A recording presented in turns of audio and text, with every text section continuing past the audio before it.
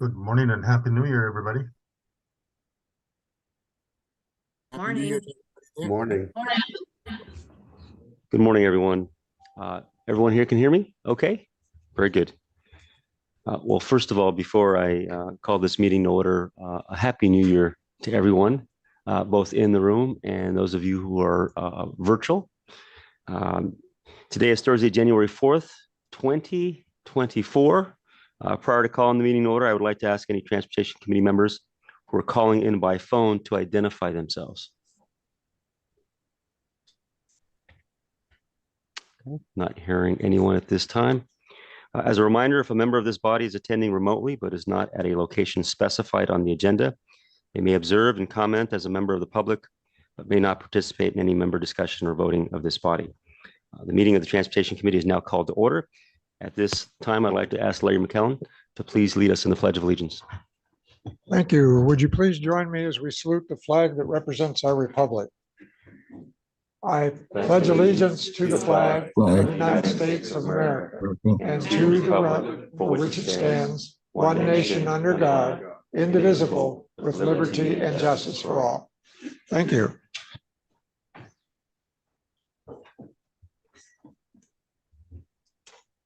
And Ed, you've already confirmed quorum? Yes, Mr. Chair. Very good. All right. We are holding this meeting in compliance with Brown Act rules relating to telephonic video conference meetings. SCAG offices are open for members of the public to attend and participate in person. Instructions for providing public comment have been provided in advance and are also included in the agenda packet. Just a reminder to reduce background noise, please ensure that your microphone is muted when not in use. Public comment period. I will now open the public comment period of the meeting. This is the time for members of the public to offer comment for matters that are within SCAG's jurisdiction but are not listed on the agenda. Staff, have we received any written public comments after the deadline of 5 p.m. on Wednesday, January 3rd, 2024? None have been received, Mr. Chair. Okay. Do we have any members of the public who wish to speak at this time? Okay, very good. At this time, I will now close the public comment period for matters not listed on the agenda.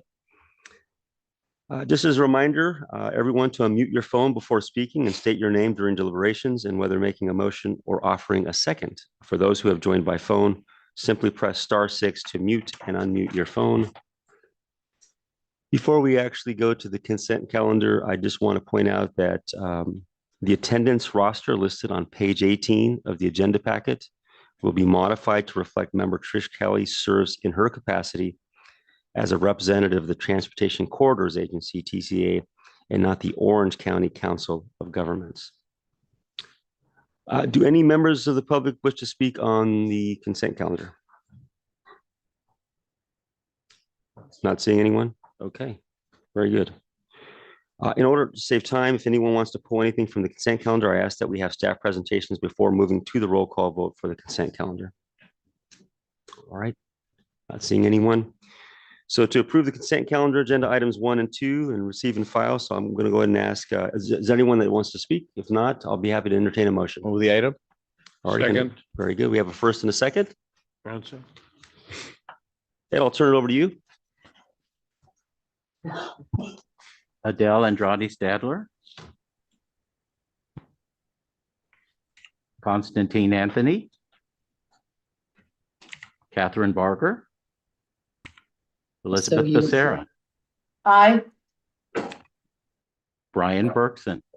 Yes. Russell Betts. Yes. Daniel Brotman. Art Brown. Aye. Ross Chun. Denise Delgado. Yes. Andrew Doe. Jonathan Dumitru. John Dutre. James Gaisley. Jason Gibbs. Aye. Thank you. Kurt Hagman. Jan Harnick. Yes. Laura Hernandez. Here, thank you. Lauren Hughes Leslie, Aye. Heather Hutt, Mike Judge, Yes. Fred Jung, Aye. Trish Kelly, Yes. Paul Krikorian, Linda Krupa, Bridget Lewis, Yes. Malcolm Lilienthal, Richard Loa, Clint Lorimore, Aye. Ken Mann, Yes.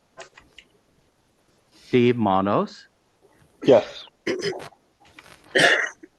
Ray Marquez, Yes. Larry McCallan, Yes. Marcia McLean, Yes. Tim McOsker, Dennis Michael, Yes. Linda Molina, Carol Moore, Aye. Ara Najarian, Yes. Maria Nava Froelich, Yes. Frank Navarro, Yes. Sharona Nazarian, Here. Yes. Gil Rebollar, Ed Reese, Celeste Rodriguez, Yes. Crystal Ruiz, Aye. Ali Soleil, Tim Sandoval, Yes. Suli Sorrow, Aye. Zach Schwank, This is really work that our folks. Marty Siminoff, Can we go to chat and send it? Jeremy Smith, Ward Smith, Yes. Jose Luis Salache, Yes. Hilda Solis, Wes Speak, Aye. thank you, Karen Spiegel, Good morning. Yes. Cynthia Sternquist, Steve Ty, Michael Vargas, Yes. Scott Boytz, Donald Wagner, Wagner, aye. thank you, Alan Wapner, Yes. Thomas Wong, Present. Jeff Wood. Thank you, Mr. Chair. The motion passes 37 in favor and 0 against. Mr. Chair, if I may interrupt, I apologize. The clerk might have to re-give us a number on the vote because it looks like there is one or more members at the city of Hemet who were trying to register a vote, but we're not able to. We do see you now, and I believe you're off mute. So if you'd like to register a vote, please state your name and let us know your vote. Yes, thank you. This is Linda Krupa from Hemet, and my vote is yes. This is Linda Molina from Calamasa. My vote is yes. And Malcolm Lilienthal from Hemet, vote is yes. John Dimitru, City of Orange, vote is yes. John Trey, City of Montclair, my vote's also yes. Thank you. The last one, please. John you Trey, repeat? City of Montclair. Yes.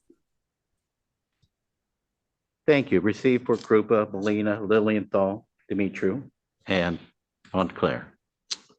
Very good. Thank you. This Okay, is let's go Cynthia and move on. Sternquist. I was unable to unmute, but now I'm able, and it's yes. Thank you. Received. Is there anyone you. else? Okay, not hearing anyone, we can go ahead and move on to agenda item 7, which is guidelines for 2024 Go Human Community Streets Grant Program. And giving the presentation is Alina Borja. Welcome. Hi, everyone. Good morning. Can you hear me? Great. Thank you. Yeah, my name is Alina Borja. I am an associate regional planner here at SCAG with the Go Human team. And for the board's approval, I will be presenting the 2024 Go Human Community Streets Grant Program Guidelines. So I will go over the Go Human program background, the program goals for this grant program, potential project types that might be eligible under this grant program, the selection criteria, and the timeline. Go Human was launched in 2015 to reduce traffic collisions and encourage people to walk and bike more. This was in response to the traffic safety conditions of the SCAG region, where 1,600 people die every year from collisions, 7,000 people sustain serious injuries every year, and 140 people sustain injuries every year from traffic collisions. These burdens fall disproportionately on people who walk and bike. People who walk and bike make up 5% of daily trips, but 36% of traffic fatalities. With support from the California Office of Traffic Safety, SCAG has implemented 5 rounds of community grant funding opportunities focused on traffic safety projects since 2018, distributing over $1.2 million to 117 projects. SCAG seeks to offer a 6th round of funding to local communities through the 2024 Go Human Community Streets Grant Program.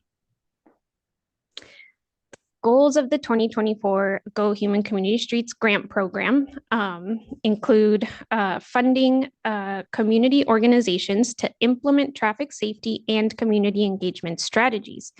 The organizations that will be applicable under this grant opportunity are community-based organizations and nonprofits that have 501c3 status and social enterprises.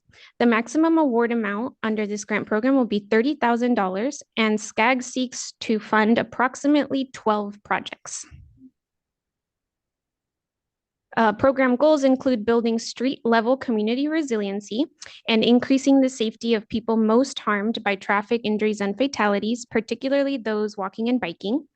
We also aim to support projects that implement community engagement and traffic safety strategies, including but not limited to messaging, education, engagement activities, leadership development, community assessment, or resource distribution. Project types that might be eligible under this grant opportunity include the design and development of placemaking and place building features, such as public art or signage, community bicycle rides, walk audits, or open streets events, virtual information or media hubs, inclusive of traffic safety information, content, or resource distribution, storytelling efforts that center mobility justice efforts and or challenge the dominant narratives of traffic safety, and community capacity building projects such as virtual traffic safety ambassador leadership programs or traffic safety cohorts. Project proposals will be evaluated based on the following selection criteria, which will all be weighted equally. These include engagement, equity and justice, feasibility, cost effectiveness, and impact. The call for applications for this grant program is set to open this month and set to close early in February of 2024. After applications are received, they will be reviewed and scored in the latter half of February. Notice of conditional awards are set to be sent out in March. March and April will be taken up for scope refinement, and project implementation is set to start in April or May. And this timeline is pending board approval, of course. And that is it. Please let me know if you have any questions. Thank you. Thank you, Alina. So at this time, do we have any members of the public who wish to speak on this item? I'm not seeing anyone. Anyone here inside the room? I'm not seeing any hands. Any virtual? I see one. Frank Navarro, if you want to go ahead and unmute yourself. Yes, thank you, Mr. Chair. If I could request from staff to forward that PowerPoint presentation to us. Will do. Yes. Thank you very much. Thank you. Okay, I'm not seeing any other hands at this time. All righty, I'll be happy to entertain a motion. Brown moves. All right. Okay, let's go ahead and do a roll call vote. Adele Andrade Stadler, Constantine Anthony, Catherine Barker, Elizabeth Becerra, Aye. Brian Bergson, Russell Betts, Aye. Daniel Brotman, Art Brown, Aye. Ross Chun, Denise Delgado, Yes. Andrew Doe, Jonathan Dumitru, Yes. John Dutray, Yes. thank you, James Gaisley, Jason Gibbs, Yes. Kurt Hag, thank you, received for Gibbs, Kurt Hagman, Jan Harnick, Yes. Laura Hernandez, Yes. Lauren Hughes Leslie, Yes. Heather Hutt, Mike Judge, Fred Jung, Aye. Trish Kelly, Yes. Paul Krikorian, Linda Krupa, Yes. Bridget Lewis, Yes. Malcolm Lilienthal, Yes. Richard Loa, Clint Lorimore, Aye. Ken Mann, Yes. Steve Manos, Yes. Ray Marquez, Yes. Larry McCallan, Yes. Marcia McLean, Yes. Tim McOsker, Dennis Michael, Yes. Linda Molina, Yes. Carol Moore, Aye. Pardon me, aye. thank you, received, Aura Najarian, Yes. Maria Nava Froelich, Yes. Frank Navarro, Yes. Sharona Nazarian, Yes. Gil Rebolar, Ed Reese, Celeste Rodriguez, Yes. Crystal Ruiz, Yes. Ali Saleh, Tim Sandoval, Yes. Suli Saro, Aye. thank you, Zach Schwank, Marty Siminoff, Jeremy Smith, Ward Smith, Jose Luis Salache, Yes. Hilda Solis, Wes Speak, Aye. Karen Spiegel, Yes. Cynthia Sternquist, Yes. Steve Ty, Michael Vargas, Yes. Scott Boytz, Donald Wagner, Wagner, aye. thank you, received, Alan Wapner, Yes. Thomas Wong, Yes. Jeff Wood. Thank you, Mr. Chair. The motion passes 41 in favor and 0 against. Great, thank you. Thank you, Ed. Let's go ahead and move on to agenda item 8, which is the National Motor Vehicle Per Mile User Fee Pilot Program. And Annie? Thank you, Mr. Chair. Annie Nam, Deputy Director for Transportation. I'm just going to briefly introduce this item. Just for context, as you know, we've all been witnessing a pretty significant state and national policy pushes towards the transition to zero emission vehicles or ZEVs. And although there are pretty significant positive implications to this in terms of reducing criteria pollutant. Ms. Nam, I apologize for interrupting. If we could have folks who are participating remotely keep themselves on mute so that everybody could hear, I'd appreciate that. Thank you. Sorry, Mr. Chair. Thank you.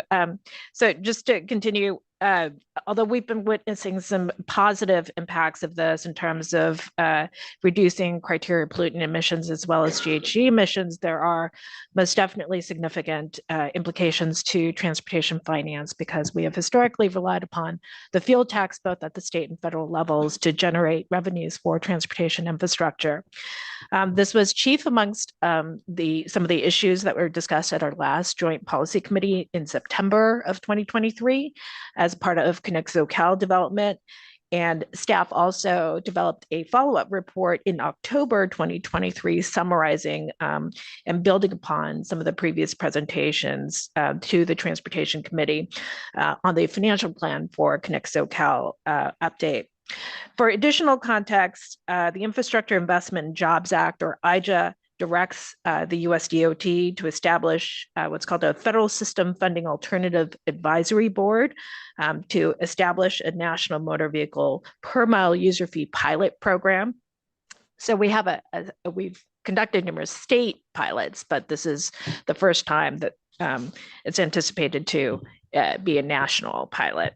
The pilot program is intended to test the design and acceptance, implementation, and generally the financial sustainability of a per mile user fee, amongst other potential areas. So for today's TC meeting, Mr. Jack Opiola, who is a longstanding expert on road charges, is now the program manager with the Federal Highway Administration, and he'll provide an overview of the planned efforts to launch a national pilot. And let me transition over to Jack.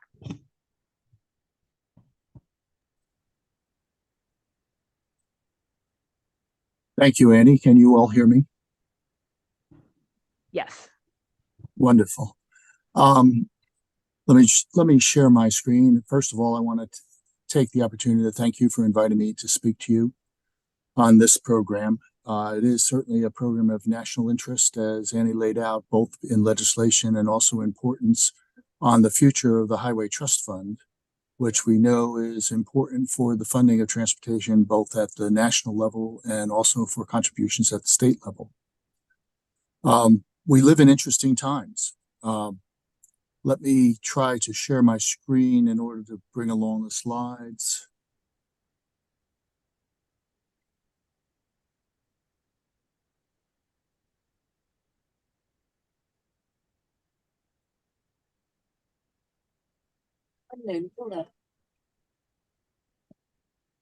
Can you see my slides?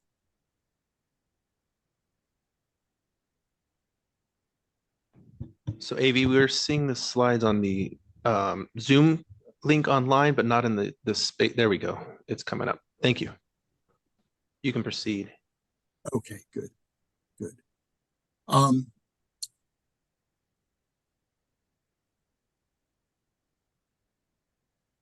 There was an interesting quotation that was in Ward Order in November about the revolution that's transforming the automakers. And as a result, that chain of connections that goes between the automobile down to local authority, down to the individual, is quite revolutionary, as we're seeing, and probably more so in California than elsewhere, since you're been ahead of the environmental curve and looking at means in order to cut emissions, but also the effects of what that is doing to the ability to raise revenue. And we're not ahead of this. We're actually, in many ways, reacting to this in our programs, both at the state and at the national level.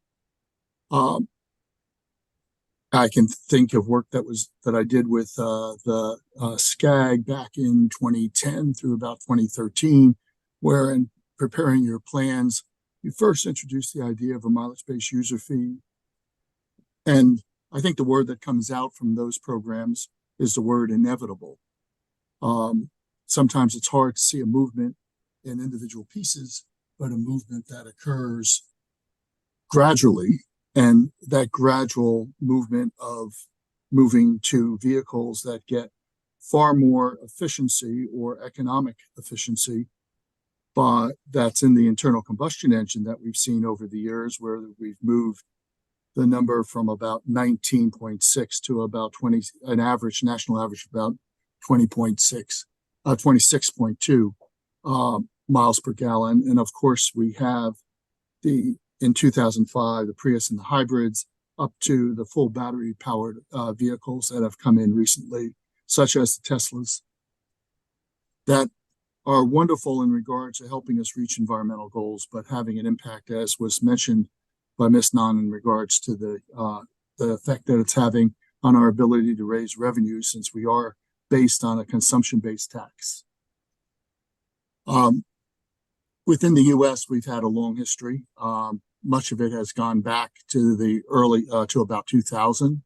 In that history, again, this different states that have looked at this as early as 2000, in the test in Iowa, to the test in Oregon in 2003 and 6, to Minnesota for their test in 2009 to 2012, and then Oregon followed with a follow-on test, and then finally California in 2016 and 18 started their own funded test to look at a road usage charge pilot test, and has since been followed by grants from the US DOT in funding further exploration into this concept. And as mentioned, the bipartisan infrastructure law legislation that has put in currently a new set of grants to follow on from the STSFA grants and the funding of a national pilot. Basically, what that legislation says is that the Secretary, in coordination with the Secretary of the Treasury, recommended having an advisory board to establish a pilot program and give recommendations to the Secretary as to how to restore and maintain the long-term solvency of the Federal Highway Trust Fund. And there's some sub-objectives that are in the legislation, including the money for the program and the money for the CERC grants, and developing a report to Congress on the success of both the recommendations, the CERC grants, and the pilot program. A lot of this is driven, and what I'm putting on the board now are actually some analysis of the questions that have been asked by Congress, both the Senate Infrastructure and the House Transportation Committees, in regards to what a mileage-based user fee should be or what it needs to address. Now, this is the bullet points here are bullet points that have been raised by congressional leaders in different sessions. And it's meant to capture the environment that they see or questions that they have in order to look at a go-ahead for a program eventually. And on this list, there's some interesting ones that I'm sure you have questions in your minds as what a road usage charge or vehicle miles travel or mileage-based user fee should do. For example, its stability over time in comparison to the gas tax. Can it be implemented in scale? And that's really the driver for the national program, where we've looked at this at different state programs, but no one has really put this together to look at what is the impact on it on a national scale. And of course, hand in hand with that is the technology to perform it and to make sure that it's not prohibitively costly. And most importantly, that whatever is put together, whatever concepts and recommendations are put together, that it receives a high level of public and political acceptance.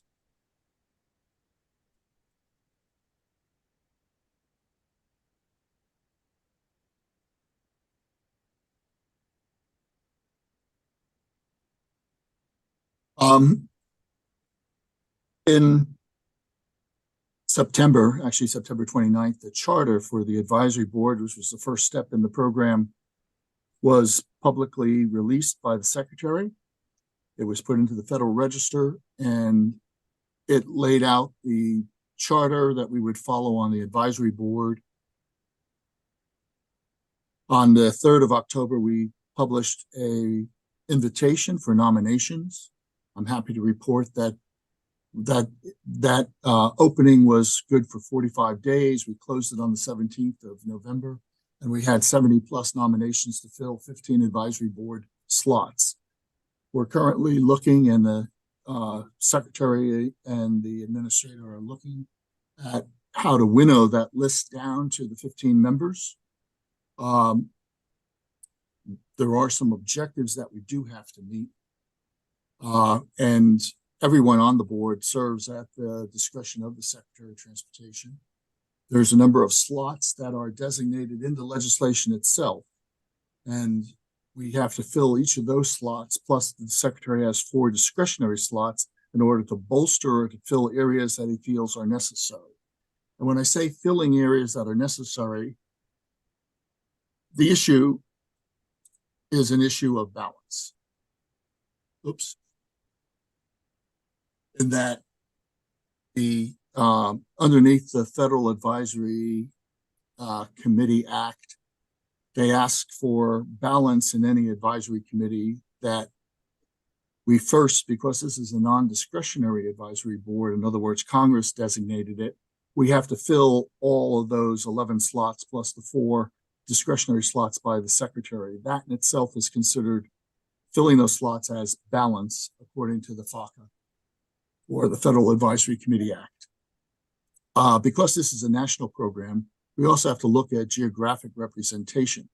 So while there's been a great deal of work done on the West Coast, and we have a number of experts and people that have great familiarity with road usage charging or VMT or mileage-based user fees from the West Coast, you need to balance the board with members that represent other areas of the United States so that we have a complete perspective for a national program.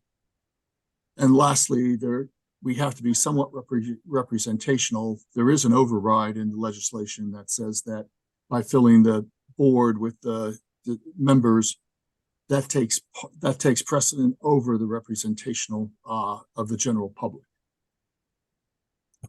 So that's what we're into right now. We're in the process of winnowing the list in order to put the advisory committee together. And the advisory committee's goal will be to provide recommendations on how a national pilot test should proceed, how we should do outreach to the public, and what subject areas that outreach will address.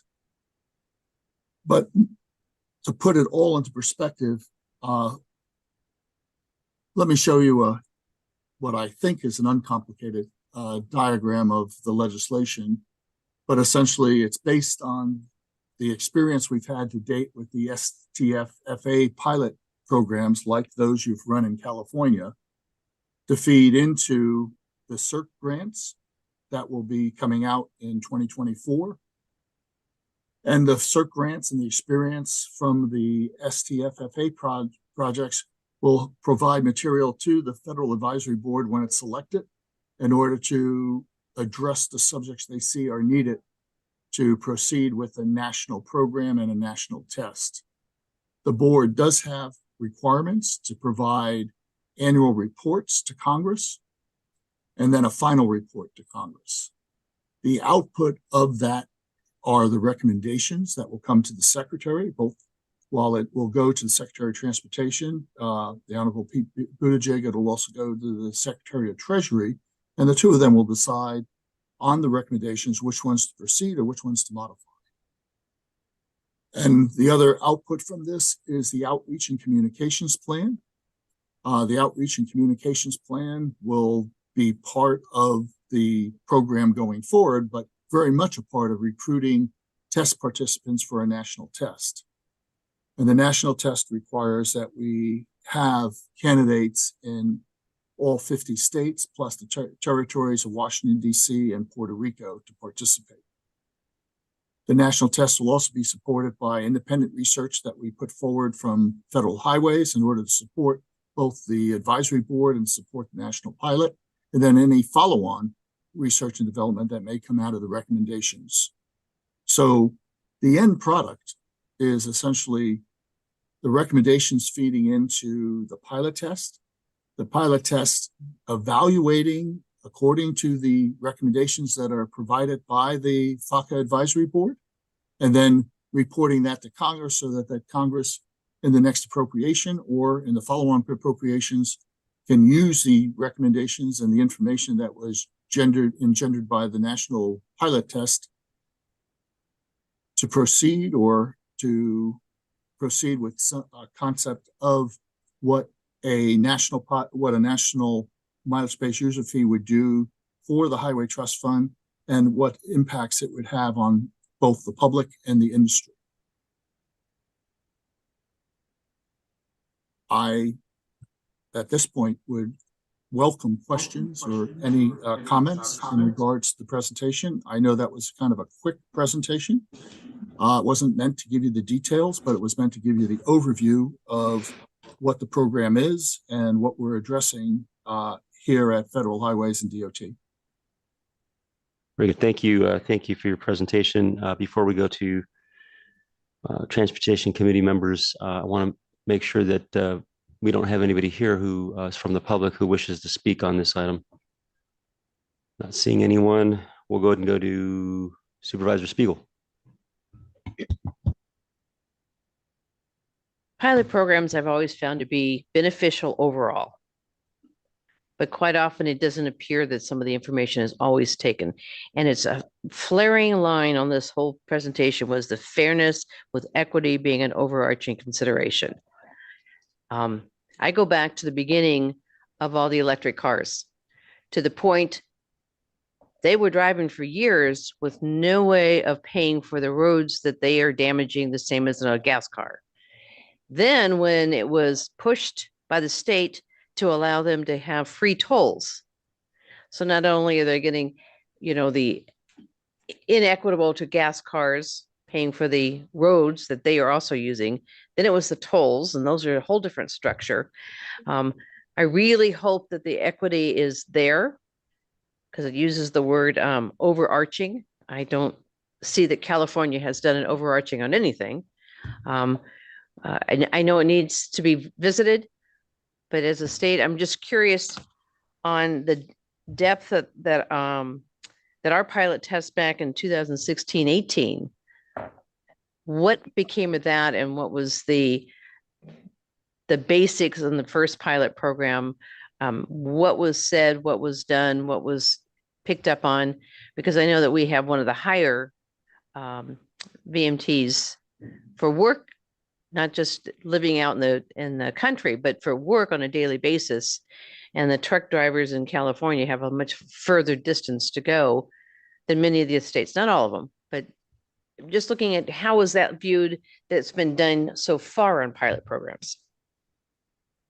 It has been addressed in a number of programs. As in the 2016 to 18 rough pilot test, there was a whole section on equity. There certainly was an issue over trying to make the charges that were done during the test equitable to what people were paying in the existing gas tax. I can say that in regards to the national program, one of the designated slots or one of the designated seats on the advisory board is an equity advocate and will be very much a part of the discussions on the recommendations to go forward on addressing equity for the national pilot test. Can also tell you that the secretary has his own, in this case, a discretionary advisory board on equity and transportation, and some of their views and reviews will be part of our input into our advisory board. Okay, thank you. All right, we have a couple more hands up here. Thomas Wong. Thanks. Thank you, Chair. Mr. Opio, thank you for the presentation. Apologies if I missed this. What's the timeline on the task force, I guess, coming together and then the recommendations actually coming out? We don't really have a hard timeline right now. As we're winnowing the list, the secretary has to make his decision, and then once that list is put together by him, it goes to the White House to be vetted. I suspect that we won't see the advisory board start until probably late spring, early summer. When you look at the depth of the material they have to go through, it's chartered for 2 years, but can be extended. My past experience with similar advisory boards, both here and internationally, is that advisory boards usually don't like to give recommendations piecemeal. They like to hold their cards to the very end, and then because material that gets developed later in the program may affect an earlier recommendation, and therefore they want to ensure that everything is covered and that they don't then have to do a second revision of the recommendations. We're really looking that that the board probably will take a full 2 years, and then final reports will come in after that. But hopefully with the recommendations and the review, that we'll be able to start planning the national pilot after the advisory board is finished, and within a reasonable time frame after that is start recruiting and then bringing in people from the states in order to turn around and start with pilots. Luckily, because of both the STFFA and the CERC grants, that we'll already have a base of states to start working with to start recruiting people for that to go a little bit faster. But I don't have a precise timeline because there's a lot of undeterminable timelines, especially working with the FACA advisory board as to when they're going to produce the recommendations. And obviously we can't plan the test or figure out what the criteria for the test and success of the test or failure of the test would be until we get those recommendations. Understood. Do you know, are there any local or other state kind of regional jurisdictions that have adopted a permanent mileage-based user fee at all, or has that happened at all anywhere? It has happened. It's happened in Oregon. Oregon was the first to put one together in the 2015 timeframe, but it was their legislative mandate was to limit the number of people in it that would participate, and it was an option. They're now looking at legislation to extend it for the whole state. Utah has a miles-based user fee that's in place, and Virginia has one that they've put in place. I actually am a participant in the Virginia program with my Honda Clarity, which is a plug-in hybrid. Good to know. Thank you. Jan Harnick. Thank you, Chair, and thank you for the presentation. I just want to make a note. I'm looking at the slide deck that you provided, and that young lady on your questions and discussion deck, she looks happier than anybody in this room about this program. But to Supervisor Spiegel's point, she did talk about the equity, and it is concerning because we never achieved any equity with gas tax. So everybody paid the same, and so I wonder what that. I'm very curious what that's going to look like, and I know hopefully we're looking at that through a good equity lens where we wind up with a good result, because that is concerning. I'm wondering too, I saw any board member can be replaced at any time by the Secretary of Transportation. And it looks to me like you're really accumulating a number of experts. And that's concerning to me too, because the colleagues on that committee probably, or that advisory board, I suppose it is, should have a say in that. They might know great value of people where this is their area of expertise. So that's a little concerning, but that sounds like that's already been determined and that's the way it is. And the other thing that I'm confused about, and Supervisor Spiegel and I both participated in different types of programs with RCTC. So we both, and this is a number of years ago, is it 2016 or whenever that was? And I thought it was interesting then, and I was kind of seemed to have come to a stall. So I'm glad to see this is moving forward again, because it's so important for where we're going. And I see that you have state DOT representatives on that advisory board, but my question is, currently we have state gas tax and we have the federal gas tax, both of which are helping us with our highways. Is this going to just be federal and we're not going to have state tax? How does this work with state and the federal programs? So those are my thoughts and questions. And I want to remind everybody that this slide deck is in your packet.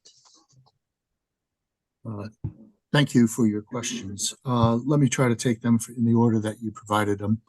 The issue about the Federal Advisory Committee Act stipulates that the head of the department has full discretion on the running of the board, and therefore the rules that are embedded in the Federal Advisory Committee Act state that the secretary has the discretion to replace someone. And it was really meant, when you look at the details within the FACA Act, to replace people that are non-participating members. So if a member is selected to the committee, but then doesn't attend the meetings or drops out of the meetings, secretary has the right to replace them.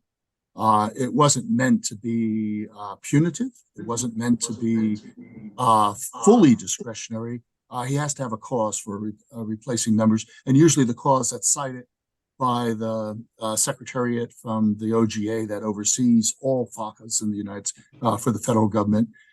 It has to be a meaningful reason for primarily non-participation. Thank you. Secondly, there is been involved with a number of boards. I was involved with the one that was in California in 2016 to 2018. And I've also been involved with boards internationally in Australia, New Zealand, Hong Kong, and in the UK. The Federal Advisory Committee Act is something that dates all the way back, believe it or not, in our country to George Washington when he was first trying to addressing the Whiskey Rebellion, and at that point what was known as Western Pennsylvania and Virginia, and looking for advice on how to proceed. And so there is a long list of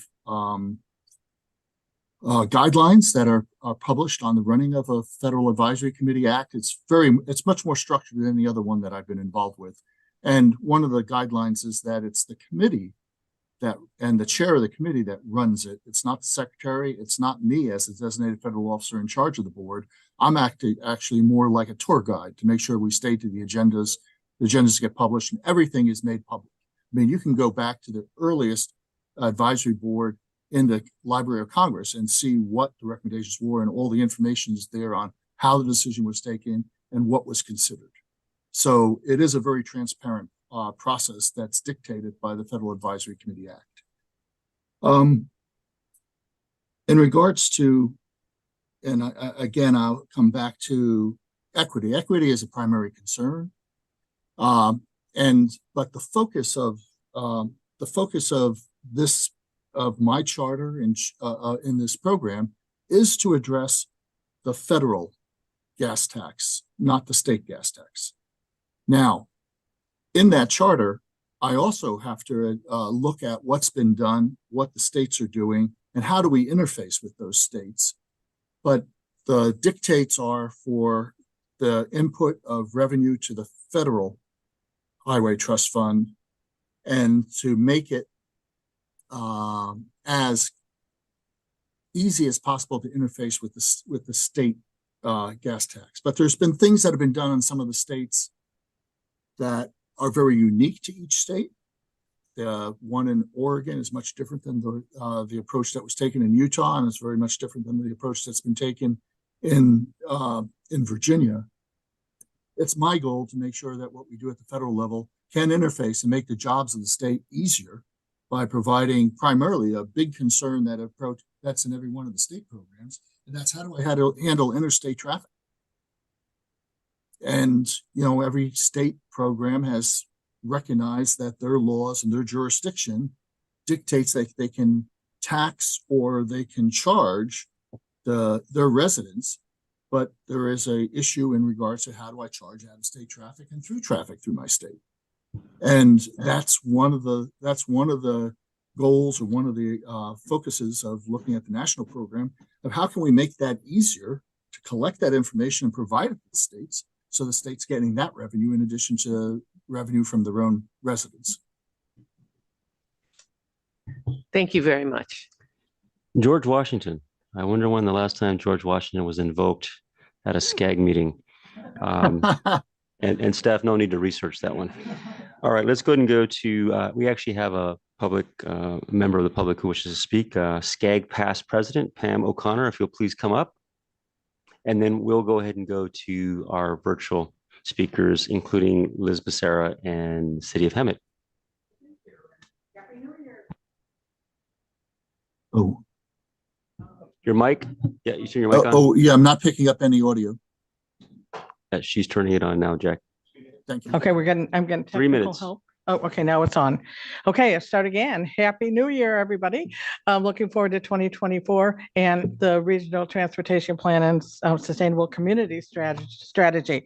I'm here. I'm a member of the California Road Charge Technical Advisory Committee, and just thought I'd give you a little bit an update of a recent study that was presented to us by one of our members of the committee, Dr. Asha Weinstein Agarwal. She's director of the Mineta Transportation Institute's National Transportation Finance Center and a professor of urban and regional planning at San Jose State. And this research paper was completed with help also from her colleagues at the University of California.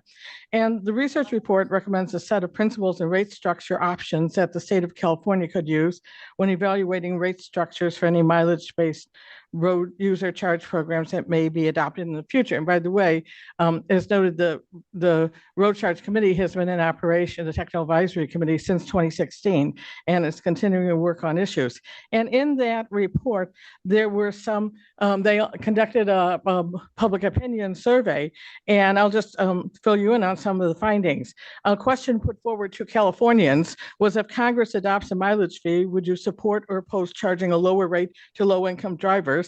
And 63% of the Californians who responded support a lower rate for low-income drivers. Another question was, if Congress creates a federal mileage fee, which of the following possible fee structures would be fairer? The fee is the same for every mile the vehicle drives during the year. The fee is lower for the first 5,000 miles the vehicle drives during the year and higher for all additional miles driven that year. And the response, the same for all miles driven, was 52%, and the block rate was 48%. So that was kind of split 50-50 almost. Another question, if Congress does create a federal mileage fee, how would you prefer to pay? Remember that the total amount that you pay annually would be the same in each option. And 25% said pay a bill that comes once a year. 30% said pay a bill that comes once a month. And 45% pay each time I purchase gas, diesel, or charge an EV. So just want to share that as we're talking about the upcoming federal pilot program. And just to add, Supervisor Spiegel and perhaps President Harnick, questions about equity, that the California Road Charge Technical Advisory Committee, that is something that we've been talking about, studying, researching, and that is high on our agenda to say that when California, for its state tax on mileage, ensures that it's a program that's equitable. So that's it. And I look forward to keeping you informed going forward about what the State Road Charge Technical Advisory Committee is doing. And there is a report that was put out last year, 2023, for the next pilot study that's being done in California on road charge. So thank you, and looking forward to working with you in 2024. Thank you very much. Okay, we're going to go ahead and go to Liz Becerra, who's with us virtually. Good morning, sir. Yes, thank you. My questions have to do with the committee. Are they going to judge or have in the committee that, is it going to take into account the amount of cars registered in each state and all mileage of roadways in each state, or are they just going to take into account FHWA roads?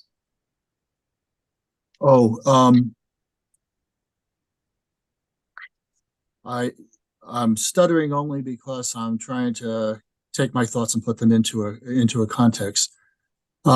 In addressing it at the federal level, I think you have to start at a point of the same way we address the gas tax, and that's the federal tax is on, you can look at it at the time that it's paid, really not at the pump, but upstream, and then it's recovered downstream, but it's for all miles, all roads across the US.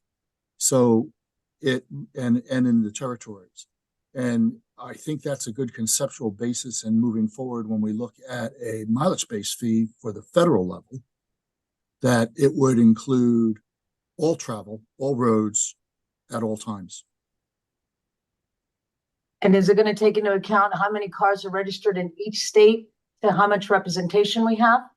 It's actually a critical issue of any road usage charge, whether we're doing it at the state or the federal level, and that you start with the number of registered vehicles, and that's easy in the state because the state has been responsible for for all the registered vehicles in the state. That's what your motor vehicle registry does. One of the key points to be addressed by the advisory group is doing that at the federal level. We do have a database that was done originally here by Federal Highways and then was moved over to the Department of Justice, which is a database of all titles. And so all vehicle titles are in that database. But obviously, and that's the closest we have at the national level. And it's one of the issues that while you won't see someone from motor vehicle registry on the list that was provided by Congress, it's one of the highlights we've made to the secretary to say that representation for somebody from motor vehicle registry be part of the advisory group for that very point. My question also has to do with visitors to the state of California. The amount of people that come in to visit us, rent cars or Uber, are they going to try? I know it's not going to be easy, but are they going to at least try to address those things? Yes. Okay, sir. Thank you very much. Very good presentation. Appreciate it. Yes, and the only other point I'll add to that is it's not only those vehicles, but for what we consider to be the normal tourists coming into the state or the normal drivers coming into the state for business, but also anybody coming in from, for example, a road race or a road rally where the vehicles coming in from out of country into the state and making sure that those are captured too. I don't Thank think you. the state of California would pay for what Nevada paid for Formula One, but thank you very much, sir. All righty. Let's go ahead and move on to City of Hemet. Yes, thank you. This is Linda Krupa from the City of Hemet. I just want to say ditto to everything that Supervisor Spiegel brought up, but also I participated in the California study a few years ago. And one of the things that really concerned me in the monthly reports that I received on vehicle miles traveled was the type of information that was gathered on my destinations and the types of roads that I was driving on. And I would just hope that this committee, advisory committee, whatever, would really consider the privacy of drivers and in the amount of data that is being accumulated. I can't agree with you more. Privacy is also a privacy advocate is also one of the seats that's on the advisory board, one of the primary considerations. So and I will get it back over to understand that I can't speak to the past test, but when we look at it from the federal level, we really don't want detailed information. What I need is just how many miles your car has driven. And I don't need to know what road you're on. For the federal level, my context is the continental United States, the outlying states of Alaska and Hawaii, and the territories. And so I have broader boundaries, and the perspective from the federal level is that we're only looking at capturing for the registered vehicle who is responsible for paying, and secondly, how many miles in the time slot that's being evaluated as driven to apply the rate. So, but at different state levels, there's been efforts to look at a mileage-based user fee for doing other things. And as a result, some of the state tests have looked at other data and are evaluating how best to handle that data. But I can tell you that from the federal level, we're looking strictly at anonymous data down to the point that we know what vehicle generated the mileage and how much miles was generated on the vehicle, and not what street or what area it was driven in. Sure we maintain it. Okay, just want to be mindful of trying to finish this agenda. We have 3 additional speakers. I'm going to just take the 2 that I had seen. Councilwoman McLean, and then Crystal Ruiz. We need to move forward. If there's any additional questions that you want to ask, please feel free to email. But I'd like to go ahead and move the agenda. So let's go over to you, Marsha McLean. Hi, yes, thank you very much. Actually, the previous speaker spoke a little bit about what I was concerned with as well. For instance, what kind of device will be used to track, and who will pay and how much will they pay to have this device placed in their vehicle? That's number one. And then the consideration for individual privacy. You said you're only going to be tracking the miles traveled and not the roads, but how do you not know which roads a person is traveling on when they will leave a state to travel on a certain road? And so privacy is a huge issue here. And this is something that the state needs to take a look at as well. And I'm hoping that our body will make our voices heard about this privacy issue. Thank you. I support your comments. We are concerned over the privacy. As far as the technology, it has not been decided yet. We've tried several different things at the state levels on different tests. Some of them have been more invasive than others that have included a GPS and then measuring the distance by GPS. Others have used what's known as vehicle telematics, where the vehicle itself is reporting how many miles it's gone. And the latter doesn't require new technology to be put into the vehicle or another device to be put into the vehicle, but have the vehicle report directly. Now, those are all issues that be in front of the advisory board, and I don't want to preclude or short stop them in what recommendations they may come up with. But when one looks at the bigger picture, the vehicle telematics or the vehicle reporting directly probably is the least expensive. And if it's only reporting miles, it's also the least invasive. Now, in regards to state, there's different ways to get geolocation.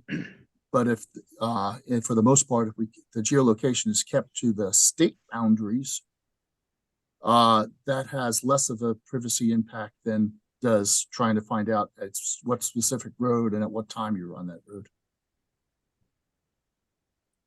So we would try to default to the higher of the levels in regards to geofencing rather than the lesser. Thank you. Mr. Ruiz. Thank you so much. So I've mentioned this to this board in prior meetings when we've had this discussion about vehicles mile traveled tax. And they told us that they're going to be taking away the gas tax and replacing it with this other tax. I asked this board, and they can all account for it, how many have ever heard of the government taxing you and taking that tax away? And there was not one person in that room to do that. I'm sorry, that dog's acted up. So that was, to me, that's important because we talk about equity. We talk about making it fair for low income people. I'm low income. My entire community is low income, extremely low income. They can't afford to go out and buy these new electric vehicles. So they're going to drive their old cars. Now, this board, I put this question to you, and I'll put this to you, and you can take it to the national. The problem is that my folks want to go see grandma in Arizona. They can't afford to fly. They take their car and they drive their old car to Arizona to go see grandma. Now this board is now taxing these folks to go see grandma. How's that going to look to the voters? It's not going to look good to the voters. It doesn't look good to any of us. We talk about security. Now, just recently, in my comments in prior meetings, I've talked about the security of the information on this. And we had at the time problems with China stealing our information. So I brought up the same thing I'm going to bring up here today, except this time I was exactly right. Because those college students that I talked about at our previous meetings who were able to hack into those cars have hacked into Tesla. And this is recently. They hacked into the Tesla vehicle. They were able to maneuver it. They had all kinds of stuff that they could do. Now, they said that they couldn't do certain things, but I can guarantee you it's not going to take them long to figure out how to do that. And as an elected official, as someone who is a business owner, as someone who just has somebody that maybe doesn't like them, that's a very dangerous situation that we're putting our folks in. Also, since those last conversations. I talked to many people back east about electric vehicles. Did you know that electric vehicles don't work very well in cold weather? In fact, they don't work at all. So people back there don't have a lot of vehicles because when the temperature goes down so low, the battery does not work. So there's a lot of hurdles that have to be overcome before we go and do this. And I'm glad we're discussing it. But on the national level, California might go, hey, yeah, it's okay for us. But when you have people who are in other states, it doesn't necessarily work for them. And the fact is, we talked about traveling here and visitors coming to California. We want visitors here in California. But if we're going to tax them more, they're already paying a fortune to come here. Now you're going to tax them more just because they're driving their own vehicle, because that's all they can afford to do. That's going to be a problem as well. But these are just some thoughts I want you to keep in mind with this, because it's very important. We don't have a voice. Our folks who are lower income, we are their voice. These elected officials, we are the voice of the people. And so we need to be speaking out. And I'm really, really honored and proud of this committee for the questions that were asked, because I think that it's imperative that we get the answers. Thank you. Thank you. Jack, thank you so much for your presentation. Much appreciated. And I'm sure if folks want to get a hold of you, they can email you with any questions. Yeah, I'm fully open to that, and any follow-on questions that you have, if you can forward them to me in writing, I can respond in writing. And I just want to put one final plug in that the Federal Advisory Committee Act makes everything transparent. There will be, just like your meeting, there will be public questions at each meeting. All meetings will be advertised. People, like the last set of questions, can listen in, ask questions, and participate, and put further questions into the advisory board as we're going forward. It is meant to be a completely open, transparent process, and we'll take in all views and all comments. Appreciate it. Thank you so much. Would it be possible, any questions that are sent in and with the answers be sent to the entire committee? Yes. Thank you. All right. Okay. Thanks again, Jack. Appreciate it. Appreciate your time. Happy New Year to everybody. Thank you. Let's go ahead and move on to agenda item 9, which is Connect SoCal 2024 implementation strategies. I will turn it over to Camille Uribe. Welcome.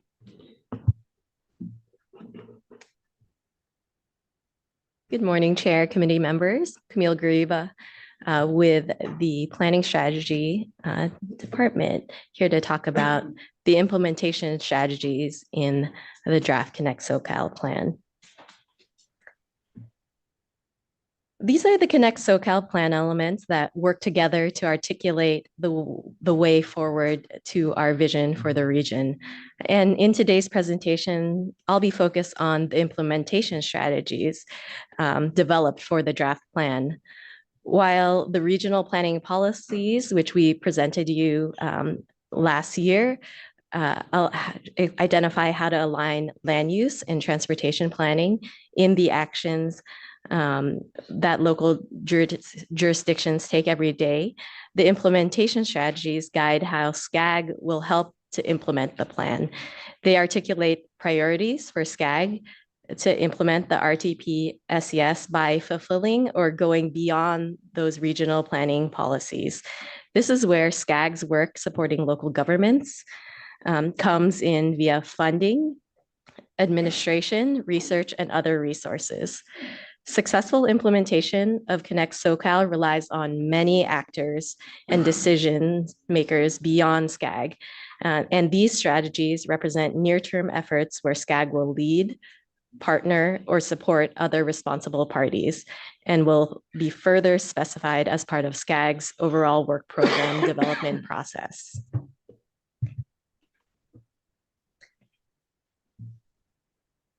With plan implementation, the plan's benefit can only be realized through that successful implementation. And this plan is a milestone and not a finish line.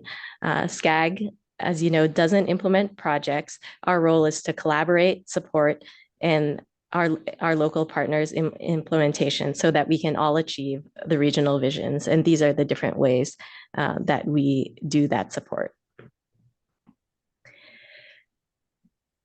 The implementation strategies are organized by our regional planning policy categories within the Connect SoCal 4 goals of mobility, communities, environment, and economy. And we use the themes of equity and resilience as a lens across all these 4 pillars. Over the next slides, I'll highlight a few examples of implementation strategies considering the committee's interests. And so I'll focus on the mobility, a few mobility examples. And so here we have 3 example implementation strategies. The first being supporting complete streets demonstrations to accommodate and optimize new technologies and micromobility and first last mile connections to transit and support last mile deliveries. This second example is related to transit. I think we heard a lot from different subcommittees and committees about the concern for safety and security for riders, including promoting best practices that we hear through our advisory committees and working groups. And the last piece, funding the system, it actually relates to the previous agenda item where we will coordinate with local, regional, state, and national partners to support transition to a mileage-based user fee. And so the next several slides have the other examples from the different goal areas. I'll leave you to look at those on your own. And so that was only a sample of the implementation strategies, and you can find them all in Chapter 3 of the draft plan at connectsocal.org. SCAG is currently in the process of gathering comments on our draft plan. The comment period ends on January 12th, and that is where you can submit comments that will be responded to as part of the final plan. And then staff will be cataloging and analyzing those comments and incorporating feedback as needed. And so the input received on this and other elements will be reviewed and addressed by staff and reported to the policy committees for action at the March 7th meeting. And we anticipate taking the full plan to our regional council for adoption in April 2024. And lastly, if you need to get a hold of us, if you have a quick clarifying questions about anything in the plan, you can use our email connectsocal@scag.ca.gov. Thank you, and glad to take any questions about the implementation strategies. Yeah, thank you. I want to see if there's any members of the public who wish to speak on this item. Not seeing anyone. Any members of the Transportation Committee who are here? I'm not seeing any. Supervisor Spiegel, is that from last time? Okay. We have a speaker virtually. Wes, speak if you want to go ahead and unmute yourself. Thank you, Mr. Chair. I just wanted to thank you for the presentation. I'll reiterate what I have, and I think in every time that we've seen this, the one thing that's missing is education. And I'm curious about how or if that's going to fall to the folks that are implementing this, because when you tell people that this is a sea change, I think a lot of this conversations have happened in rooms like these.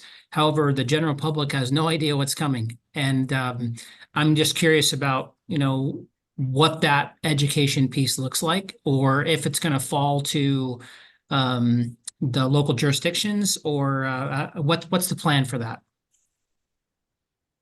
Thank you. Can I ask a clarifying question about what do you mean by education, like education of the public on the implementation of the plan? Yes. Yeah, that and the fact that, we're going to be, we don't want people in their cars. We want people to be taking public transportation, that we're going to be actively pushing people to get out of their cars, whether it's by taxes or by limiting roads or by not building roads, or there's all kinds of stuff in there that folks, if people still think that we're going to widen the freeway. So I'm just curious about who that's going to fall to. Yeah, thank you for that question. I think that is part of the implementation of our different programs and work for individual efforts. And so I think that is a good thing to keep in mind, and definitely recommend that you put that as a comment for the plan for it to be responded to. Thank you. Thank you. Okay, I am not seeing any other speakers. That is it. Okay, thank you so much for your presentation. Thank you. We can go ahead and move on to agenda item 10, which is Southern California Zero Emissions Truck Infrastructure Study, a project outreach update, and Jonathan Raspa will be doing the presentation. Welcome, Jonathan.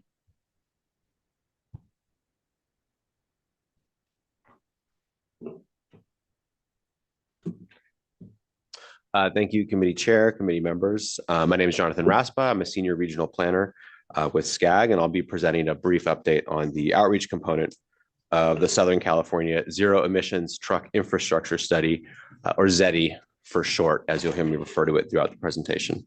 So first, I'll give a brief, a brief project overview and a status update on what we've done so far. So the ZETI aims to develop a refined understanding of trucking markets, for example, drayage, long haul, or warehousing support, and their demand on a potential truck charging network that would be implemented in the future. It's going to develop a regionally vetted action plan through stakeholder engagement, collaboration with partner agencies, and making sure that we support both the goals of SCAG, clean air and truck regulations, and the trucking industry as well. We're trying to develop consistent siting criteria that efficiently utilizes the potential supply of land for some of these charging and fueling stations. And the project was funded with a $600,000 grant from the California Energy Commission and the Electric Power Research Institute. So we're partnering with them on this study. Right here, you can see the overall project schedule, including major milestones and ongoing engagement with the Technical Advisory Committee, or TAC, that we're working with. Throughout the process, we're also checking in with TAC members on their own zero emissions vehicle planning and infrastructure development efforts. We just wrapped up TAC number 3, which was focused on demand modeling, siting criteria framework, and examples of real world development of charging sites in Southern California. The initial charging network simulations are being completed right now in January, and we're also working to develop the initial siting criteria in partnership with the TAC and our consultant team. Now I'll briefly summarize the main component of this presentation, which is outreach project and our approach. So there have been 3 TAC meetings to date. Each has been focused on specific aspects of the project's objectives. We're working to develop an initial technical approach and initial outreach findings. That was the first TAC meeting. The second was an in-depth review of travel and electrical demand modeling across the region. And then the third was initial development of siting criteria and additional review of some of the technical modeling work. We also conducted a fleet survey, which reached over 100 fleet managers across multiple sectors of the trucking market, representing a range of fleet sizes throughout Southern California. We also conducted 3 focus groups and 11 interviews that zoomed into detailed concerns from stakeholders and helped incorporate some of the very specific needs of the trucking industry, utility providers, regulatory agencies, and other supply chain partners. We're also planning some additional focus groups centered on equity and the final recommendations of the study later on at the completion of the study. And I just really quickly wanted to show the different TAC partners that we have that are engaged on this project. A lot of them are in the private sector and regulatory space, and they're actually developing some of their own charging pilots as well, throughout this same process. There's a lot of interest in our regional approach. We're not focusing on single cities or even counties. There's a lot of interest in our technical methodologies. We're taking a pretty unique approach to this, and how the ZETI study is assessing the needs of different trucking market segments rather than just looking as trucks as a sort of monolithic type of vehicle. This makes the ZETI really critical for framing a consistent development approach at the local level and can also serve as a best practice example for other public agencies. So again, I want to acknowledge all those TAC partners that are participating in the study. Their help has really been invaluable. Now I'll dive into the outreach findings. We've got much more extensive detail in some of our technical memos we're putting together, but here's a few sort of key points so far. So as you can see in the first chart, and apologies for the size if it's difficult to read, the majority of respondents are from the transportation and warehousing sector. And a lot of these operators felt that they could not necessarily transition fleets quickly. If they were unable to, they basically expected to leave the California market or just wait out the transition period as trucks basically became unusable from an economic perspective. Many really just don't have the time or expertise to investigate and execute an early transition of their fleet from diesel fuel to battery electric or hydrogen fuel. They also lack the capital to do so, especially on the state's current timeframe. They really are interested in incentives and grant programs that can help support their transition. The second chart shows that fleets are more likely to deploy battery electric charging. They feel they've got more capacity to do that on their sites. That being said, the industry is very interested in hydrogen fuel cell fueling. Its fueling time is very similar to diesel. You basically can fuel a truck up in about 15 minutes. So it gives it the potential to be a drop-in replacement, but both the industry and researchers realize that the technology just really isn't in place right now from a supply chain perspective, from an operations perspective, to deploy and then have on sites, you know, in the near term future. I don't know what's going on with my slide. Oh, there we go. So this next slide, we cross-tabulated some information on the industry's progress to date against the different fleet sizes that were represented in the survey. And so this represents really the sort of transition progress of the Southern California fleets.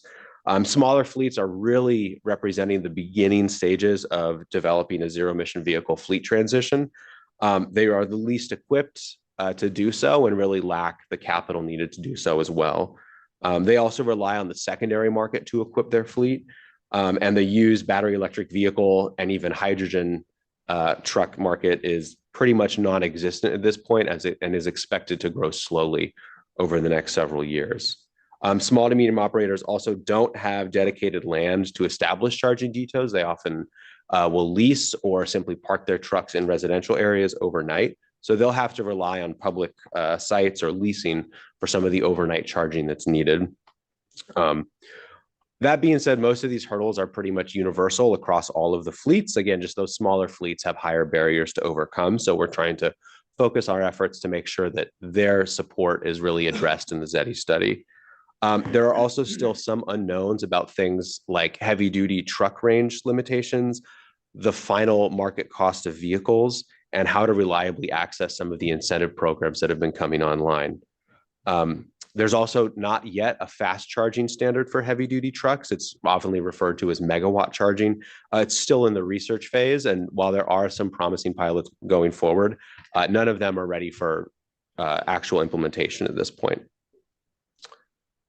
We also had several focus groups, like I mentioned, across the board. They said that truckers, cargo owners, and operators are really eager to sort of reap the potential cost savings and benefits of zero emission vehicle operations. They're not necessarily opposed to it just, you know, on the grounds of that it's electric and not diesel alone. Both industry and government do see grid capacity upgrades as a major delaying factor, which could limit options for site selections, but we're also talking with grid operators to see how they can meet those needs sooner. Utilities are typically reluctant to make grid capacity upgrades without a firm commitment from those customers to utilize that new capacity. So something to keep in mind as new sites come online. The industry also really expects public agencies to be proactive in sourcing funding, streamlining the permitting process, and partnering with some of the charging site developers to stand up pilot or fully operational sites. And we see a lot of the ports and other larger fleet operators doing so already, which is encouraging. Access to public and quasi-public depot sites is also really important, but they should really be carefully cited to make sure that community impacts aren't ignored as they're developed over time. The last aspect of our outreach focused on interviewing individual stakeholders. So a couple of the key points they brought up is that right now at most cargo transfer points, there's already a lack of diesel fueling in place. This is at things like port terminals, major warehouse operations, unless they're very large sites that are standing up their own fleet. And most of these operators don't expect zero emission equipment to be installed at these locations that already lack refueling capacity. So it could be an opportunity to address some of those concerns right away. Operators are very concerned about the wait time for hydrogen fueling technology. Like I mentioned, it serves as a drop-in. But most agencies are prioritizing battery electric vehicle models because there's readily available technology. There's clearly established funding streams available. So it makes the most sense to move forward with that as one of the initial alternatives. Megawatt charging, like I mentioned, is another attractive alternative, but again, it doesn't quite have the technology readiness as well. Public agencies and OEMs, that's original equipment manufacturers for trucks, charging equipment, and electrical gear, are concerned about the lack of standards or concrete assumptions, but at the same time, they're working to develop their own so that those are ready to go once operators are standing up charging equipment. There's also some general concerns in the industry about how the trucking industry itself will change over time as things like autonomous vehicles and the use of telematics are fundamentally shifting how industry operations work and can make some existing business models not necessarily as viable in the future. That's a big open question that, I think this study won't necessarily answer, but something to keep in mind as well.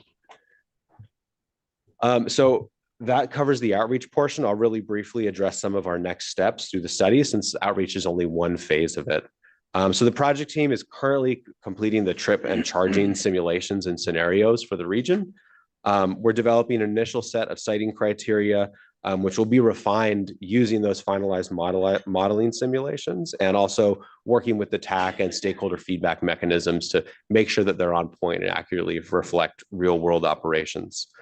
We're also developing a series of site typologies for different charging sites throughout Southern California, and we're going to assess 10 real world sites using these as examples for how to approach and develop a charging site in an efficient and consistent manner.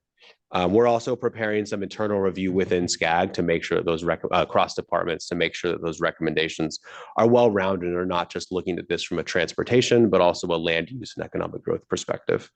And we'll develop a final report to document the ZETI study and our technical approach. And we're also developing a local agency primer to help leverage these efforts for local jurisdictions across the region as they transition to zero emission fleets. So I'd like to thank everyone for their time, and I'm happy to answer any questions you may have for me. Thank you, Jonathan. Any members of the public who wish to speak? Okay, not seeing any.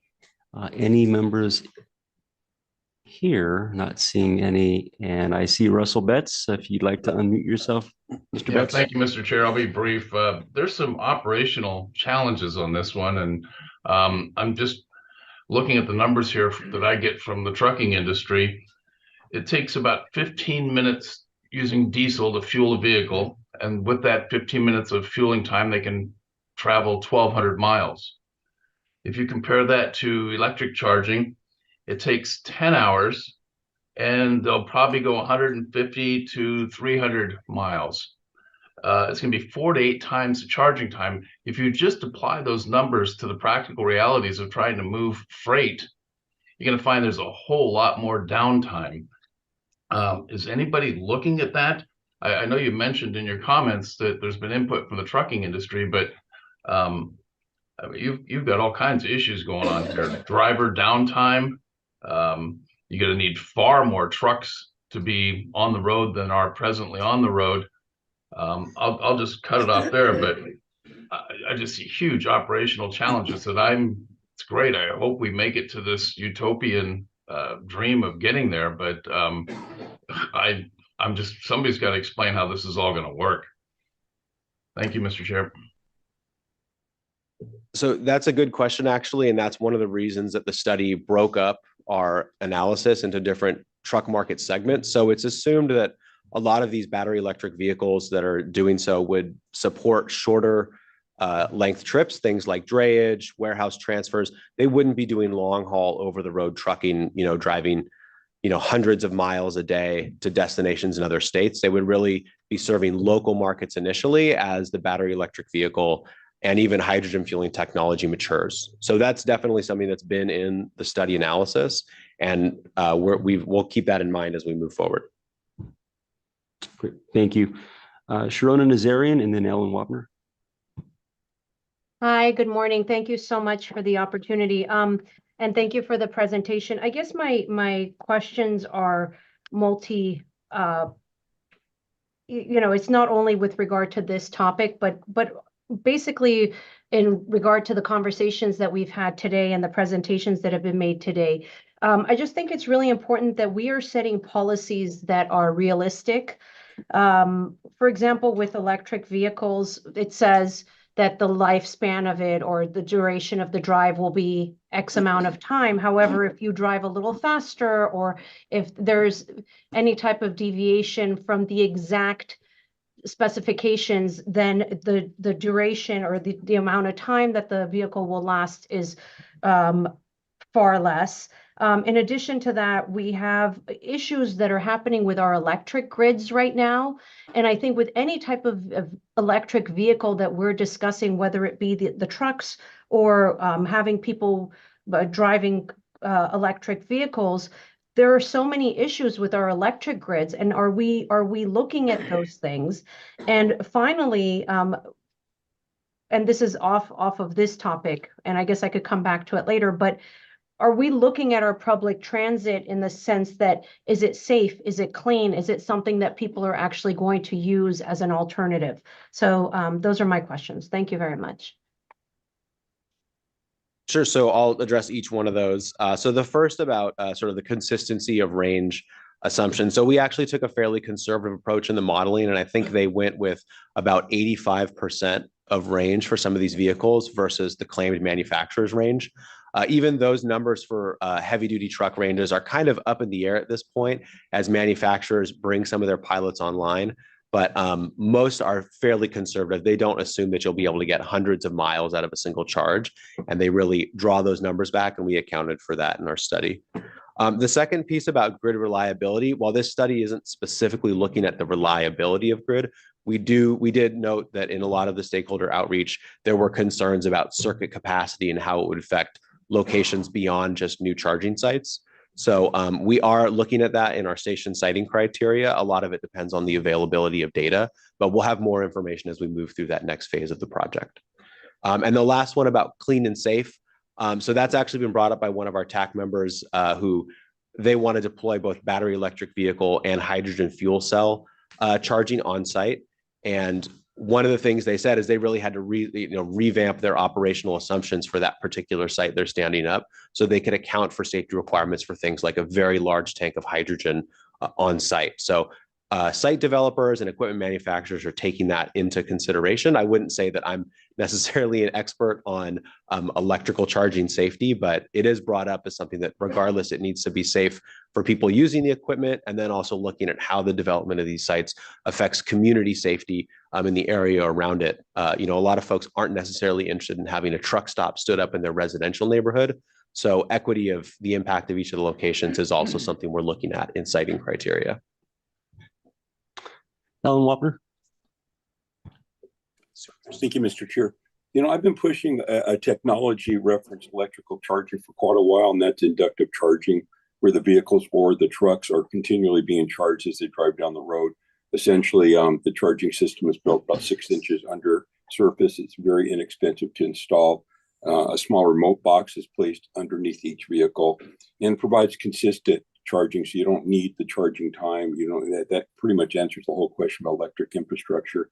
So, Mr. Chair, at some point, I think that technology needs to be discussed, especially in the context of us or the government rolling out mandates for electric vehicles without even having the electric infrastructure in place prior to that.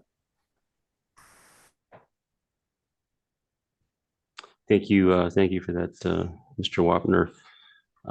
Certainly, when we discuss future items, we can certainly bring that as a future discussion item.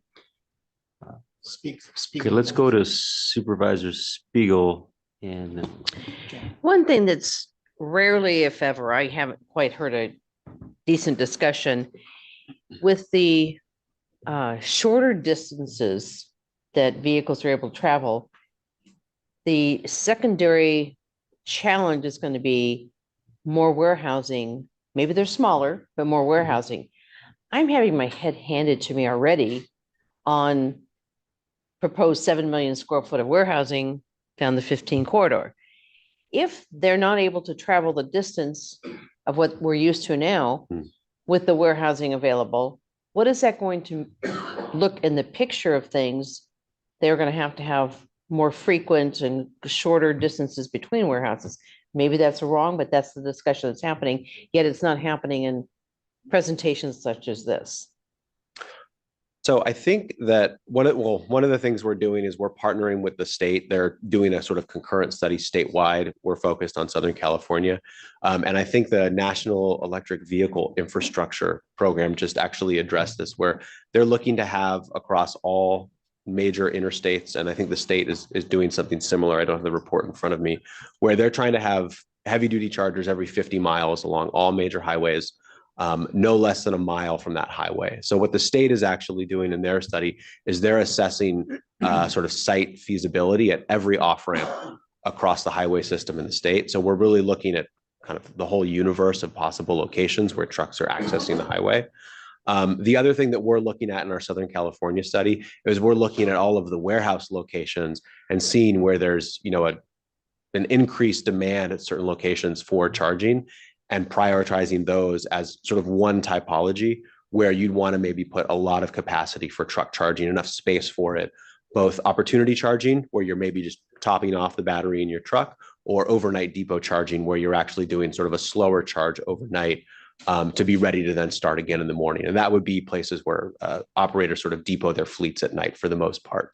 So we are looking at making sure that people don't run out of charge. The modeling is sort of making sure that the truck doesn't go too long before it decides it needs to look for charging, and it can only say go 5 more miles.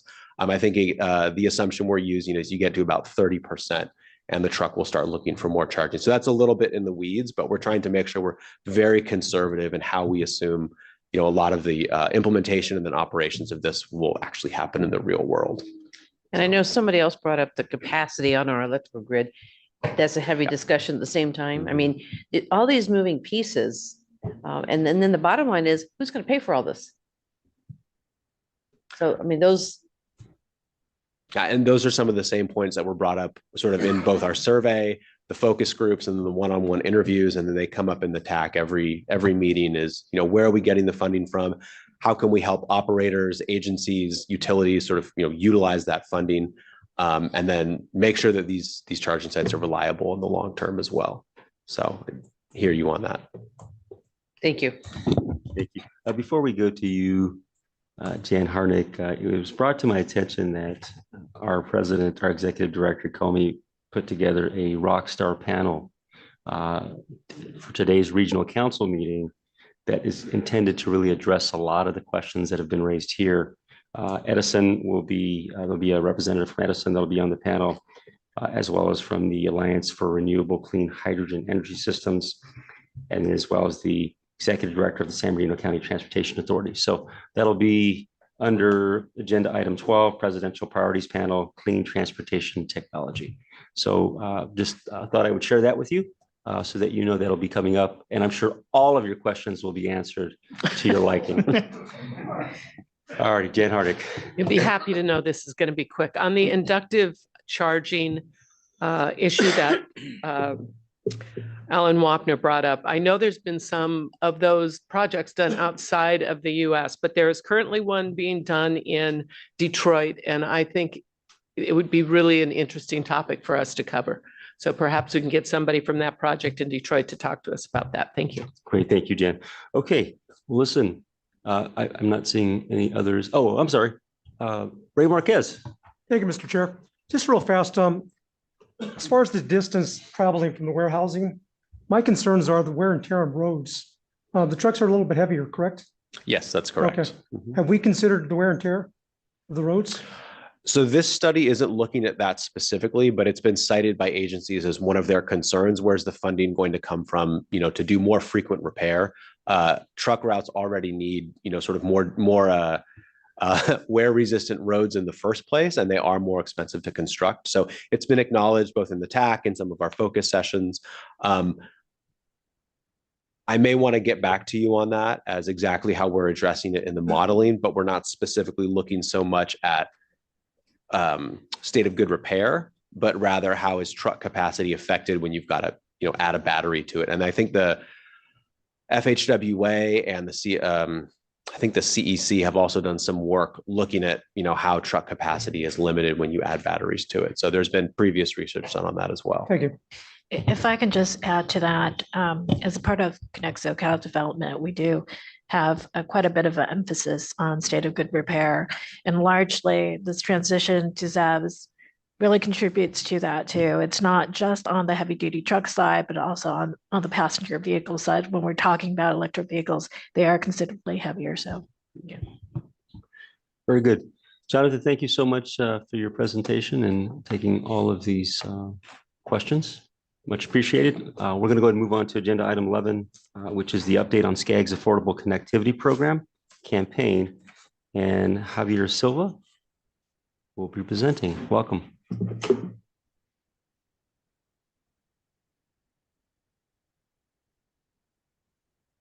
Hello, committee. My name is Javier Silva. I'm an associate regional planner here at SCAG. And today I'm going to give you an update on SCAG's ACP campaign. So just an overview of what ACP even means. It means Affordable Connectivity Program. This is a benefit program managed by the FCC. What it does, it provides a monthly discount of about $30 or $75 to tribal lands for eligible households. During last spring, the FCC awarded SCAG a $500,000 outreach grant to drive awareness and enrollment into this. And I do want to note about ACP. Currently, there is some uncertainty about the future funding of ACP. SCAG is aware of this, and we are sort of choosing to take a proactive stance because we've seen the Biden administration sort of make appeals to sort of extend funding, and also local stakeholders appeal to that as well. So just sort of a broad overview of some key project tasks for our ACP campaign. Recently, we released an ACP toolkit for local jurisdictions. I can touch on that a bit later, but ultimately it provides a framework to help a jurisdiction get their ACP campaign up and running. Additionally, we work with state and county task forces, always coordinating. We have a monthly meeting with the state where we meet with other ACP winners, ACP grant winners. And then the key point of our ACP campaign is our digital ambassadors and our media purchases. So these are the schedules for your review. I want to talk a little more about ACP Toolkit. So we shared this with our stakeholders about a month ago or so, and ultimately it provides a framework on what ACP is. So it sort of identifies the program, typically who needs it, how it works, and it's pretty much the ins and outs of it. And what it does, not only does it provide the ins and outs of it, it provides a framework to set up your own digital ambassador program. So you can help recruit folks from CBOs to help people enroll into these programs. That first picture on the left is the cover of it, and the photo on the right is a sample Instagram post that a jurisdiction can use. All they need to do is put their own logo on it and sort of ready-made material. So we put together a lot of stuff like that. So some key methodology of how we chose our first phase of areas to direct our ACP efforts. We're going to have two phases. So phase one, we identified 3 pilot areas, which is 1 urban, 1 tribal, and 1 rural. And in order to develop this key methodology, I do want to highlight that as it is now, there's no standard broadband methodology. There's a lot of talks at the state, at the federal level of how to identify communities of need. So we were tasked with sort of identifying our own methodology through this grant and through other criteria. So the way we did that, some key points is that we used Virus Screen 4.0, which is a tool commonly used in CEQA practices, also to put together housing elements. So we specifically extracted the social demographic indicators of that. So it identifies indicators such as unemployment, poverty, linguistic isolation, education, and things to that nature. So we were curious about folks that scored at 75% or higher. So the sort of 75 So it's folks essentially at high need. And then another important criteria is ACP enrollment percentage. How much of the community that is eligible is enrolled into this program? So we're aiming for near 50% because the California Broadband Council is aiming for 90%. So these are some key methodology of how we chose these areas. So now the 3 areas. Our urban area is in Fullerton. It's in Orange County. It currently has, at the time methodology, had an ACP enrollment of 59% with a population characteristic score of 80%. Looking at the slide, I do want to note that although we're choosing this census tract, it's sort of, the communities don't perfectly fit within census tracts. We're ultimately choosing the larger area. We're choosing the larger Orange County area. Other areas are not precluded from joining these activities including sort of pop-up enrollment events at libraries, helping people enroll who are eligible for ACP enroll into the program. So I do want to emphasize that although we're choosing this census tract, we're choosing the larger area. Our tribal is Torres Martinez Reservation, which is primarily in Riverside. There's an ACP enrollment at 29% with a population characteristic score of 81%. I want to emphasize that the comment I just said previously, we're choosing the larger area. So there's areas at the north near Palm Desert, which are colored. So areas like that, which are also areas of need, can participate in events. And lastly, our rural, which is in Imperial County. Part of it is in Calipatria, but most of it is in unincorporated Imperial County. There's an ACP enrollment of 35%, which is a bit rare because Imperial County has a pretty high ACP enrollment rate, and a population characteristic score of 86%. So next steps for our ACP campaign, our outreach plan is under development at the moment. Once that is done, we're going to work on our educational media campaign to promote enrollment in ACP. And lastly, I want to note that throughout this whole process, we're having ongoing engagement with local organizations and agencies to continually refine our approach to ensure our efforts are impactful. And that is the end of my presentation. Thank you, Javier. Any members of the public who wish to speak on this item? I'm not seeing any in the room, any committee members in the room who wish to speak. Not seeing any virtually. No, Javier, thank you. Thank you. Go ahead and go to the chair's report. I have nothing to report other than to say, again, Happy New Year to everyone. And at this time, I'll go ahead and turn it over to for the MetroLink report and call on President Art Brown. Thank you. As many of you know, recently between December 26th and 29th, Union Station was shut down for repairs, cleaning, and upgrades to the station and switches and signals within the station area. This work was part of a 3-year project to modernize the system's central hub, Union Station. Work included replacing signal relay technology that is about as old as the station itself, dating from 1939. The update also increases safety and allows for greater train capacity. The Olympic Games are coming up. MetroLink is actively planning for the transportation needs of the 2028 Olympic Games. Their plan is being conducted in concern with the Los Angeles Olympic Game Organizing Committee and the Games Management Executive, representing transportation providers and planning agencies from across the region, LA Metro, City of LA, and Caltrans. About 3 million spectators expect to attend the Olympic Games, roughly half of those from outside of Southern California, including visitors from 200 foreign countries. Event organizers are aiming for a car-free Olympic Games, which means that advanced planning and coordinators are critical. On another front, Metro recently announced a number of street closures coming up in the Union Station area for the long-planned run-through tracks, which enabled high-speed rail, if and when it gets here, and Amtrak to run straight through the station and not have to back out after they come in. Thank you. Thank you, President Brown. At this time, I'll turn it over to David Salgado for our staff report. Thank you, Chair. One item real briefly. SCAG staff concluded its SCAG hosted 15 briefings with elected officials in Imperial, Los Angeles, Orange, Riverside, San Bernardino, and Ventura counties. In all, 229 local elected officials, city and county staff, and stakeholders participated in the briefings where SCAG leadership shared details of the draft Connect SoCal 2024 and discussed implementing the plan's vision for a more resilient and equitable future. The comment period closes on January 12th, and we thank you for your participation and support in those elected official briefings, which went very well throughout the region. Thank you. Thank you, David. Okay, do we have any announcements? Anyone have any announcements? Not seeing any hands. Supervisor Spiegel. Oh, Supervisor Spiegel. When Mr. Brown was bringing up about the stations being closed in the anticipation of the Olympics, are we as an organization, since we have a large number of elected officials that we can disseminate information or have questions, are we going to have any discussion or presentations or somehow of connecting this organization with the bigger picture of the Olympics, since it's going to be right here?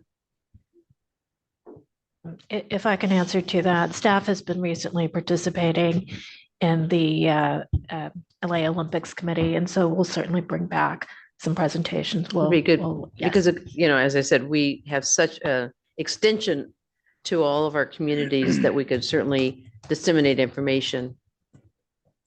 Most definitely. Thank you. Okay. All right. Just want to say thank you to everyone for your participation. This meeting is now adjourned. Have a great rest of your day.